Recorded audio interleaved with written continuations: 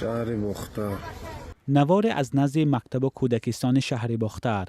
به این مانند نوارهای زیادی در شبکه‌های اجتماعی چرخ میزنند. مردم با نشر عکس و نوارها مقامات را برای سر وقت پاک نکردن کوچه و خیابان‌ها تنقید می‌کنند.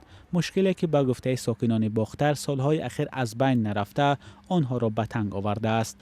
عبدالمجید مومیزاده شهردار بختر روزهای اول کاریش وعده کرد که با کمک مردم مشکل پرتاب‌ها و افلاسی کوچه و خیابان‌ها را برطرف می‌کند.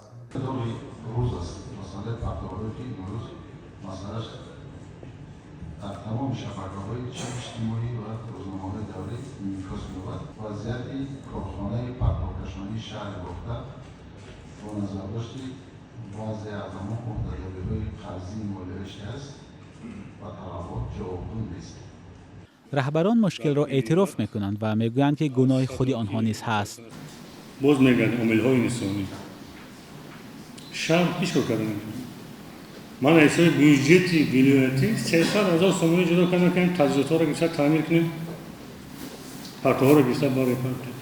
آن یا بگید از 300,000 70,000 سوم اشد زدیم. با جای پرابلم را حل کردن. گروه از ساکنان خود مردم را هم گناهکار می‌کنند که غم کوچه و خیابان‌های محلی زیستشان را نمی‌خورند. ما این چیزا مشاهده میکنم، لیکن ما گناهکار اهالی را حساب میکنم. گناهکار حساب نمیکنم اون مؤسسه‌هایی که برای تازگی برای پرتوها را سر وقت بردن سبب‌های گناه در اوجا مثال مبلغشون نمیرسه یا اینکه مثال ماشین نمیرسه. اداره کمونالی که مسئول پاکیزگی و برداشتن پرتاب‌ها است میگوید که ماشین و تجهیزات کافی برای پاککاری شهر ندارد. با نظر داشت این ظاهراً نشر ویدیوها از کوچه‌های افلاس بختر ادامه خواهد یافت.